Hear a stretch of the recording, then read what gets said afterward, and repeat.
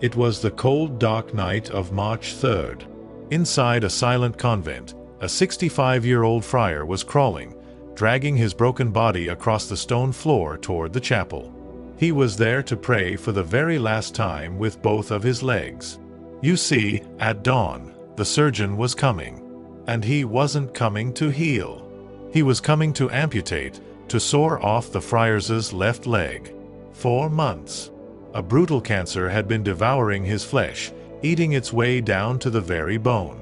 The suffocating stench of gangrene filled his small cell. It was a scent of death that no incense could mask. There was no other choice. No medical miracle on the horizon. It was either the saw or the grave. The friar prostrated himself before the crucifix. He wept. He pleaded. He poured out his soul all through the night. And then, as the first light of dawn began to gray the sky, in that thin space between waking and sleep, he saw something. Something that the doctors of the 14th century could not explain, and frankly, leg was whole. The tumor was gone. There cannot explain either. Jesus Christ descended from the cross. The Savior reached out, extended his hand, and touched the friar's dying leg. When the surgeon arrived at sunrise, tools sharpened, bandages ready for the blood, he found the friar standing. The leg was whole. The tumor was gone. There was no wound, no scar, no trace of the cancer that had been killing him just hours before. That man's name was Peregrine. He would live for another 20 years. And today, 7 centuries later, millions of cancer patients across the globe whisper his name into the darkness of the night before they close their eyes. But before that miraculous night, before the chapel, before Jesus' healing hands, there was another story. A story of a raging young man who once struck a saint across the face. This is the story of how a single act of violence became the foundation for one of the most shocking conversions in the history of Christianity. Transport yourself now to Italy in the late 13th century. The peninsula is a bloody battlefield. 2 factions are tearing each other apart with a ferocity that would make the ancient barbarians turn pale. On one side, the Guelphs, the supporters of the Pope. On the other, the Gibberellines, the fierce partisans of the Holy Roman Emperor. This wasn't just politics. It was total war. It split families. It burned cities. It turned neighbors who had shared bread for decades into murderers in the streets. They fought for loyalties they barely understood. In those days, the Pope was not just a spiritual father. He was a temporal sovereign with armies, territories, and political ambitions. The Church, which should have been a sanctuary of peace, was often drenched in blood up to its very elbows. And then there was the city of Fori, a fortress of the Ghibelline cause. The people there hated the Pope, not necessarily as the vicar of Christ, but as a feudal lord who demanded their taxes, sent his legates to rule them, and tried to crush their independence. Their anti-clerical rage wasn't a matter of theology. It was visceral. When they saw a priest's cassock, they didn't see a minister of God. They saw the face of a tyrant in the year 1260 in one of the most powerful Ghibelline families of Flay. A boy was born. They named him Peregrine, the pilgrim, the one who is passing through, the one without a permanent home. His parents could never have known that this name would be the map of his entire life. A journey from hatred to love, from violence to meekness, from cancer to healing, from earth to glory. Peregrine Laziosi grew up breathing the poison of political hatred. He breathed it like others breathe mountain air. He never questioned it. He thought it was the natural state of the world. His family was Ghibelline. His friends were Ghibellini. His city was Ghibelline. The Pope was the enemy. The friars were cowards and spies. The Church was a corrupt institution that had to be fought with the same fire used against an invading army. By the age of 18, Peregrine was exactly what his environment had designed him to be. He was ardent. He was impetuous. He was a pressure cooker of rage looking for an excuse to explode. He found that excuse the day Street Philip Benizi entered for Lee. Philip was the superior general of the servants of Mary, the Servites. He had been sent by the Pope himself as a peacemaker, a legate of reconciliation. He was a man of deep prayer, a man who believed, perhaps too optimistically, that holy words could heal the wounds. That swords had opened. The crowd in fury received him like a monster. Insults flew. Stones were thrown. Men spat at his feet. But Philip endured it all with a serenity that only made the mob angrier. His calm felt like a provocation, an insult to their righteous fury. And then Peregrine pushed his way through the crowd. He was 18 years old. His veins were pumping with adrenaline. His fists were clenched. His eyes were burning with a rage that wasn't just his.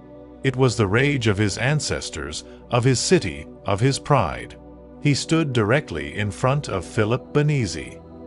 He looked him in the eyes, and then he swung his arm and struck the saint across the face with a brutal blow.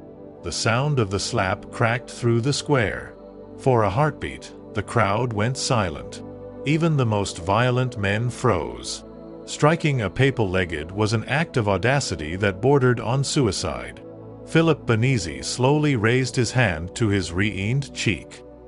He looked at the young man, and then, instead of calling for the guards, instead of cursing the boy, instead of fighting back, he did what Christ commanded us to do. Words that almost no one ever dares to take seriously. He turned his head and offered Peregrine the other cheek. Literally no metaphor, no symbolic gesture. He presented the other side of his face to the young man who had just assaulted him, as if to say, "If you need to strike again, I am here." Peregrine did not strike again. He couldn't. Something shattered inside of him in that moment. Something that had been hardening for years, cracked like glass under a hammer. Violence he knew how to handle. If Philip had fought back, it would have confirmed Peregrine's hatred. It would have proven that men of the church were just like everyone else. But this meekness, this radical gentleness, it disarmed him completely. He had no defense against peace. He had no answer for forgiveness. He backed away from the square in silence. No one followed him. No one noticed that the boy who had just led the riot was now walking with his shoulders slumped, his eyes filling with something that wasn't rage. It was shame. The night after that blow was the longest night of Peregrine's life, longer even than the night he would face decades later, waiting for his leg to be severed. He couldn't sleep.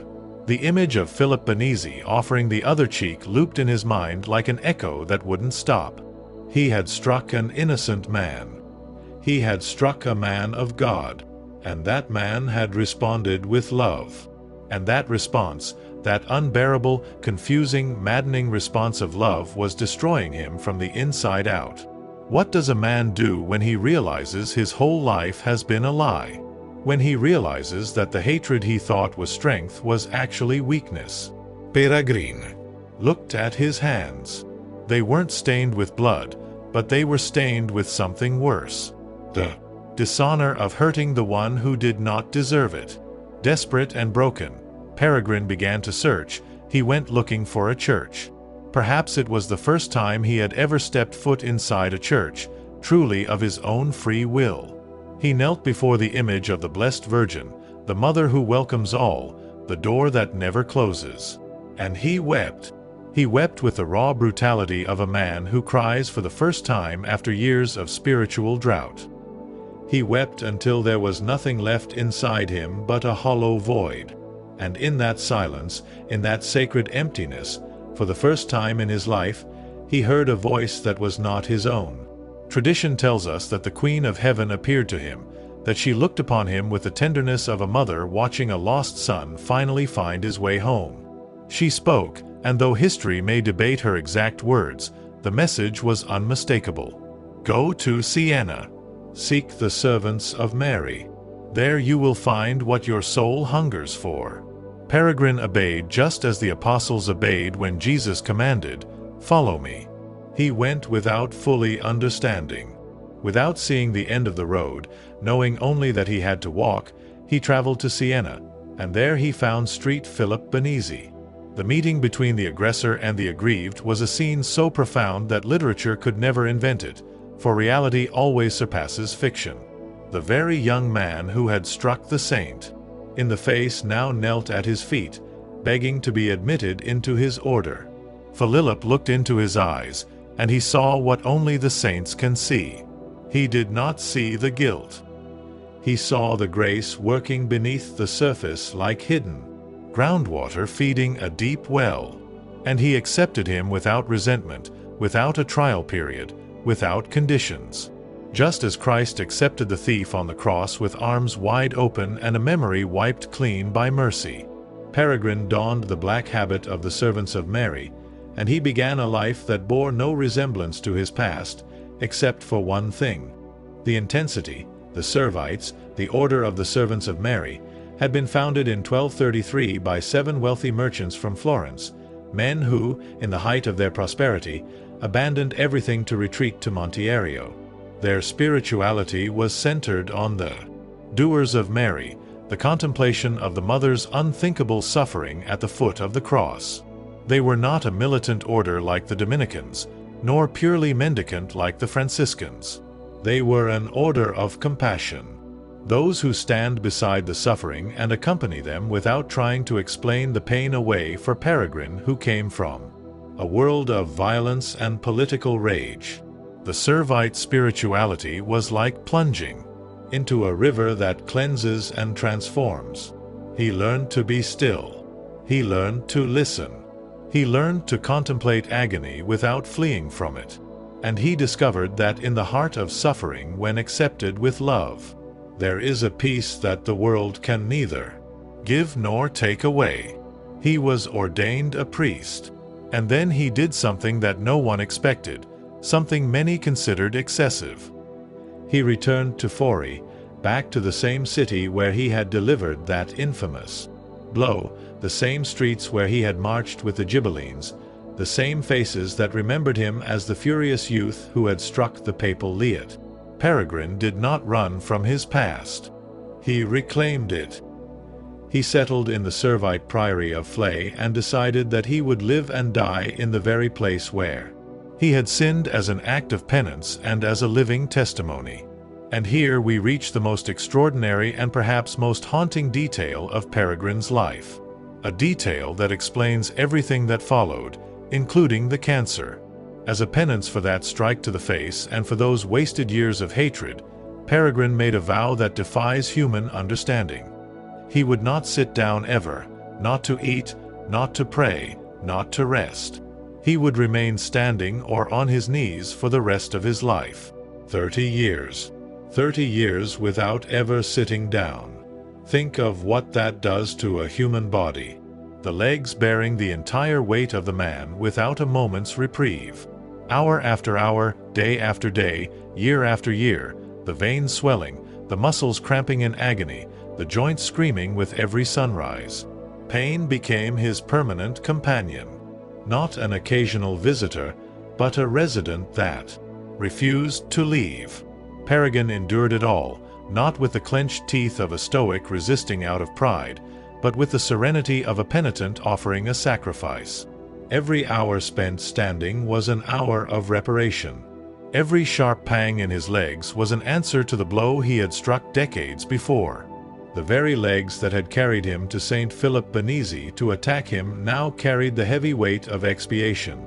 The modern world does not understand penance. It confuses it with masochism, with a hatred of the body, with a morbid spirituality that punishes the flesh out of spite. But Peregrine's penance did not spring from hatred. It was born of love, the same love that drives a father to stay awake all night by a sick child's bed. Not because he enjoys the exhaustion, but because love does not calculate the cost. Peregrine was not punishing himself. He was offering himself. And in that silent offering, repeated every single day for 3 decades, His body became a prayer, the most eloquent prayer that can exist, because it needs no words. His fellow servants of Mary watched him with a mixture of awe and deep concern. His superiors commanded him several times to moderate his penance. Peregrine was an exemplary monk, obedient and humble in all things. But in this he would not yield. It was as if he knew that this penance was not an aesthetic whim, but a mission, an interior labor that required exactly that form and exactly that duration to be completed. Outside of his penance, Peregrine was a priest like few others. He celebrated the holy sacrifice of the Mass with a devotion that the faithful of four could feel the moment they entered the church. He was not just a competent celebrant. He was a man who trembled at the words of consecration, who wept as he distributed Holy Communion, who remained motionless before the tabernacle for hours, standing, always standing as if the mystery he had just celebrated was too vast for his soul to contain. He heard confessions with the patience that mirrored St. Philip Benizi, that same patience that had converted him. He listened without judgment. He absolved without conditions. He walked beside the penitents with the delicacy of one who knows from his own scars what it costs to admit sin and what it is worth to receive forgiveness. He visited the sick. He tended to the poor. He preached with the quiet authority of a man who does not need to shout because his life speaks louder than his voice. The people of Forli, who had once known him as the violent youth of the Ghibelline faction, now sought him out as a counselor, as a confessor, as an intercessor before God. The transformation was so total, so radical, so visible that no one could deny it, not even the most hardened skeptics. Peregrine never spoke of his conversion. He didn't use it as a pastoral tool. He didn't tell the story of the slap to impress the crowds. He simply lived, and his life was the most powerful sermon Forli had ever heard. And then, after decades of silent penance, his body finally presented the bill. He was nearly 60 years old when he noticed the first sign, a dark mark, a weeping lesion upon his left leg, the same leg that had carried the weight of 30 years of unceasing penance, standing before God without rest. At first, it seemed like a minor wound, a common ulcer born from a life of standing. But the wound would not close. It grew. It deepened. It began to surate a dark, heavy fluid that stained his coarse habit and left a grim trail across the cold stone floors of the friary. The physicians of Forum. They brought with them only the limited tools of the 14th century. They had no microscopes, no blood tests, no biopsies, but they had eyes, hands, and the harsh experience of the Middle Ages. And what they saw was devastating. The flesh around the wound was dying. Healthy tissue was retreating before the advance of something unseen, something eating the leg from within. The swelling spread. The pain became an unbearable fire. And then the smell. That unmistakable odor of gangrene. The scent of corruption that announces the death of living tissue. It filled Peregrine's small cell with a pestilence that his fellow brothers could scarcely endure. The medical verdict was unanimous, and it was brutal. The leg had to be cut. You must understand, an amputation in the 1300s was a procedure of last resort because most patients simply did not survive the ordeal. There was no anesthesia to dull the agony, no antisepsis to keep the rot away, no blood transfusions to replace what was lost. The surgeon would bind the patient to a heavy wooden table, apply a crude tourniquet, and begin to saw through the bone while assistants held down the screaming sufferer. Finally, they would cauterize the raw stump with red-hot iron to stop the bleeding. Those who didn't die from the shock often withered away from infection days later. Peregrine heard this death sentence for his limb, with the same profound calm that had defined his life since his conversion. He did not protest. He did not seek a second opinion. He did not curse the heavens for adding a mortal illness to a life already defined by sacrifice. He accepted it. He accepted it as one who knows that the chosen path has a price and that the price, however terrible, is part of the sacred journey. The amputation was scheduled for the following morning. That night, the night that would divide Peregrine's life into a before and an after, the night that would make him the most invoked saint for those battling cancer throughout the world. Parag dragged himself to the chapter room of the convent. His leg was a pillar of fire. Every movement was pure agony. The short hallway that separated his cell from the chapel, barely a few yards, became his own personal stations of the cross. It took him an eternity to cross that distance. But he arrived. He arrived with the same stubborn resolve of a pilgrim who will not stop, even if the road destroys him. In the chapter room, there stood a great wooden crucifix, Christ nailed to the wood. His arms stretched wide, his head bowed in the finality of death. The wounds were painted with the raw realism of medieval art. Peregrine collapsed before it. He did not kneel, for his leg would no longer allow it. Instead, he fell. He fell as those fall who no longer have the strength to maintain any dignified position. He lay there on the hard floor, his face turned upward toward the wooden Savior, and he began to pray. We do not know the words he spoke. The ancient records do not preserve them. And perhaps there were no words. Perhaps it was the prayer of those who have exhausted all language, leaving only the groan of a soul crying out without sound. The prayer of those who ask for nothing specific because they no longer know what to ask. They only know they need God with an urgency that no word can contain. He prayed for hours. The night pressed on. The free slept. The mystics call the hour of the wolf when Tich could hear his own heart beating. And perhaps, just perhaps, he heard another heart, an older, deeper heart beating behind the wood of the cross toward the dawn. During that hour, the mystics call the hour of the wolf, when the darkness is heaviest and hope feels most fragile. Something happened. Peregrine's eyes, clouded by fever and exhaustion, saw what no human eye is permitted to see unless God lifts the veil. The Christ upon the crucifix moved not as an illusion but as a presence. The arms that had been nailed fast detached themselves from the wood. The body that had been rigid with death came to life. And the right hand, the hand bearing the mark of the nail, the hand that had shaped the world and which the world had pierced, descended. It reached down slowly until it touched Peregrine's diseased leg. The contact was real. It was tangible. It was physical. Parag felt the heat of that hand upon his rotting flesh. A warmth that did not burn but restored. A heat that did not destroy but rebuilt. It was as if every cancerous cell was replaced in that heavenly instant by new, healthy, vibrant tissue. The gangrene retreated like shadows before a sudden light. The tumor dissolved like mist before the morning sun. Peregrine lost consciousness. He fell into a sleep. Diseased leg.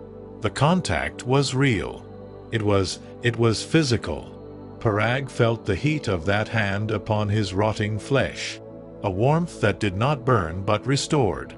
A heat that did not destroy but rebuilt. It was as if every cancerous cell was replaced in that heavenly instant by new, healthy, vibrant tissue. The gangrene retreated like shadows before a sudden light. The tumor dissolved like mist before the morning sun. Peregrine lost consciousness. He fell into a sleep.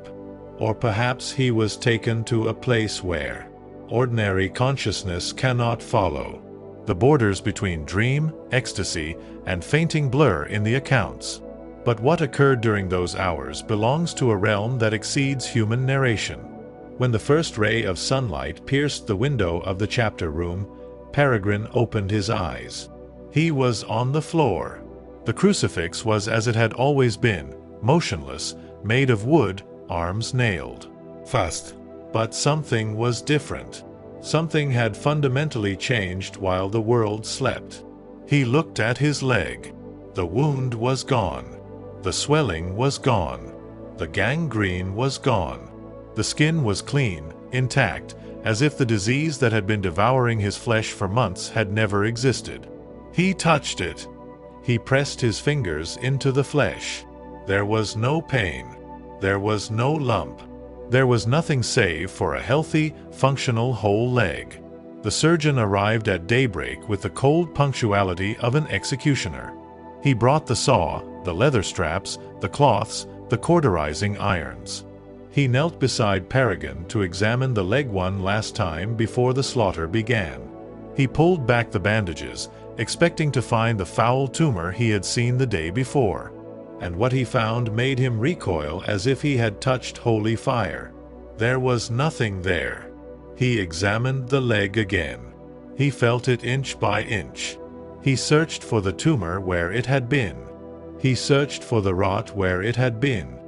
He searched for the hole in the flesh where it had been. He found nothing. The skin was healthy. The tissue was sound. The leg he was prepared to cut away was perfect. The surgeon stood up. He looked at Peregrine. He looked at the crucifix. He packed his instruments in silence. And he walked away because there were no words that could contain the miracle he had just witnessed. Peregrine lived 20 more years. 20 years with both his legs. 20 years. Walking the streets of Forli with the firm step of a man to whom God had restored what illness had stolen. 20 years of continued service, masses, confessions, visiting the sick, tending to the poor, the same routine as always. The same humility, the same total absence of vanity, a walking miracle hidden in the habit of a simple friar. He did not organize a publicity campaign about his healing. He did not summon the masses to witness his restored flesh. He did not turn his miracle into a spectacle or himself into a celebrity. He did what he had always done. He served in the profound heavy silence of the cloister, standing on his own 2 feet, acting as if nothing had happened, even though everything had changed. But a miracle is a difficult thing to bury. It is hard to hide the hand of God when the very surgeon who was ready to amputate is now a witness to the impossible. The surgeon saw that there was no longer anything to cut away. The rotting gangrenous flesh was gone. The Servite brothers, who had smelled the stench of death in his room, now looked upon a leg that was perfectly whole. The doctors of the time could offer no explanation. They were silent before the mystery.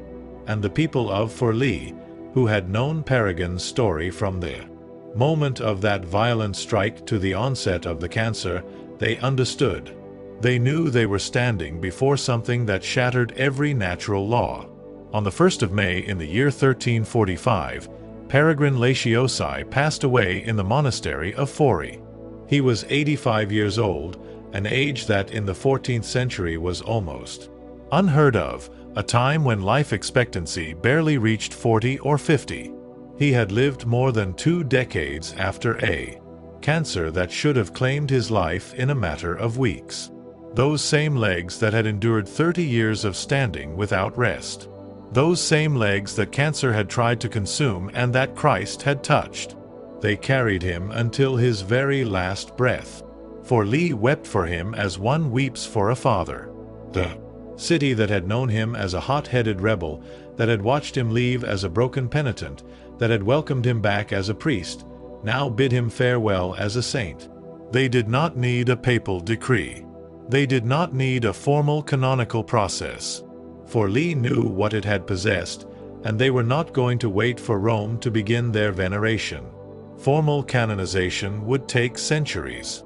He was beatified in 1699 by Paul V and finally canonized in 1726 by Benedict XIII XVII. But it was in the 20th century that devotion to Saint Peregrine shifted from a local tradition to a global phenomenon. The reason is simple and it is terrible. It is called cancer. In the ancient and medieval world, cancer existed, but it killed far fewer people than the plague, smallpox, or simple starvation. People usually died long before cancer had the time to take root. But as life expectancy rose in the 20th century, cancer became an epidemic. Today, it is the second leading cause of death on the planet. Every year, more than 19 million new cases are diagnosed. Almost every family at some point receives That diagnosis, the one that splits life into two distinct alves, before the cancer and after the cancer. And when that diagnosis arrives, when the doctor speaks the word that no one wants to hear, when the world stops spinning and the future turns pitch black, millions of people search for something that modern medicine simply cannot provide.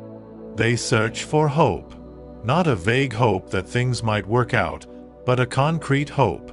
The knowledge that someone has been where I am, has suffered what I suffer, and has found a way through the darkness. Saint Peregrine is that hope. Chapels dedicated to him have risen within the walls of oncology wards across the globe. Novena to Saint Peregrine circulate on the internet in dozens of languages. Prayer groups bearing his name gather in parishes on every continent. Small prayer cards with his image. The friar in the black habit, his leg exposed. The crucifix standing before him can be found on the nightstands of the sick. People who perhaps do not pray regularly, but who in the face of cancer discover that prayer is the last recourse when every other door has been slammed shut. What these suffering souls seek in Peregrine is not just a cure, though they have every right to ask for one. They seek something deeper. The certainty that the night before a surgery is not a night of emptiness. They seek the assurance that there is someone watching. That the crucifix hanging on a sterile hospital wall is not just a piece of wood, but a living presence. One that can, if God wills it, as he willed it that night for descend from the cross, reach out his hand and touch exactly where it hurts. Not every cancer is cured. Peregrine never promised that. The Church does not promise that. But what the story of Peregrine does promise with the weight of a verified, documented, and canonized life is that God does not abandon the sick in their darkest hour. That prayer is not a placebo. It is a bridge between human agony and divine compassion. The hand that healed Peregrine is the same hand that holds every patient praying before a cross at 3 o'clock in the morning when the pain won't let them sleep. And the fear feels larger than their faith. The life of Peregrine contains a truth that goes far beyond a medical diagnosis. It is the most complete demonstration of how God's grace operates within a human soul. Act 1. The strike. This is the act of sin, of violence. The young man who strikes what is sacred with the very same hand that would later be folded in prayer. Peregrine was not born a saint. He was born a rebel. His starting point was not virtue. It was vice.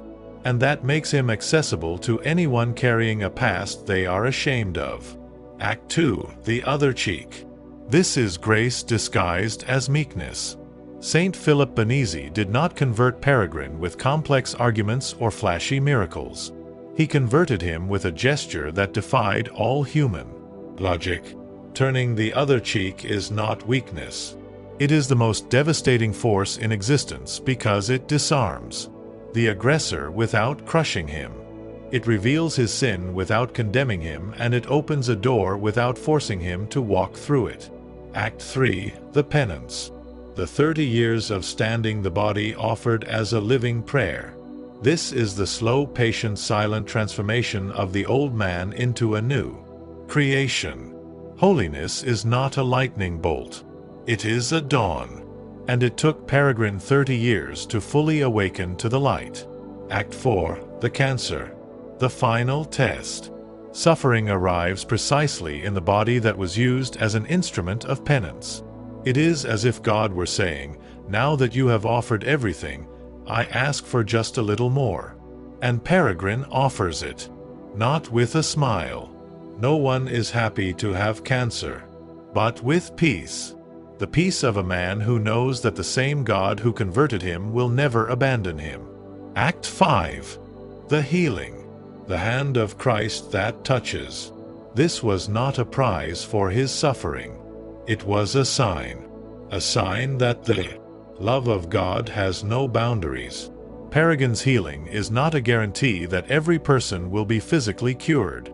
It is a signal, like every sign in the gospel, that the kingdom of God is near. That illness does not have the final word, and the death itself will be conquered.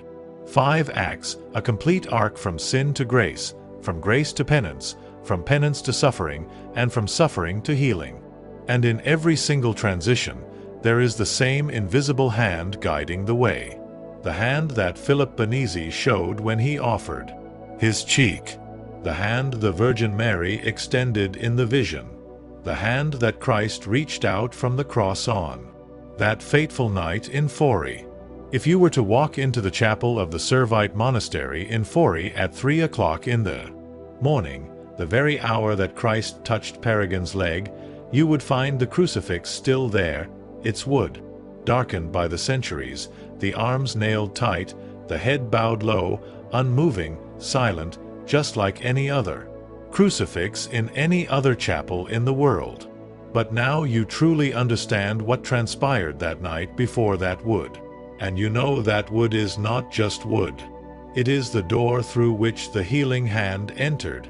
It is the threshold between the visible and the invisible, between the possible and the impossible, between illness and health, between despair and hope. Peregrine Laziosi stands before us as a living testament, proving that there is no sin too great, no transgression too heavy to be swallowed up by the infinite mercy of God. For think on this, the very man who once struck a saint in a fit of rage ended his days being venerated as a saint himself. He teaches us that no penance is too long when it is fueled by love. Those 30 long years spent standing were never a punishment.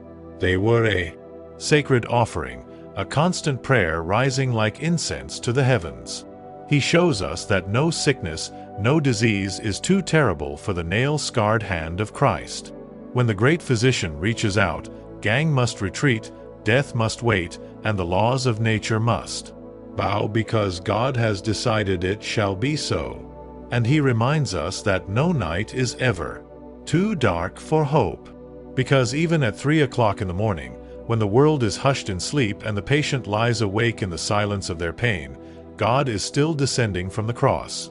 He is still walking through the shadows to touch the very place where it hurts the most.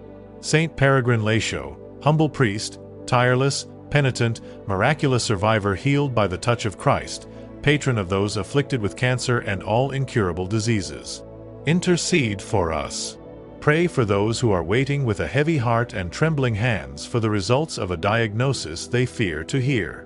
Pray for those who have already received the news and feel as though the world has crumbled beneath their feet, not knowing how to take the next step. Pray for those who keep watch tonight, fixed upon a crucifix sitting beside a hospital bed, their eyes fixed upon a crucifix on the wall, searching for a sign.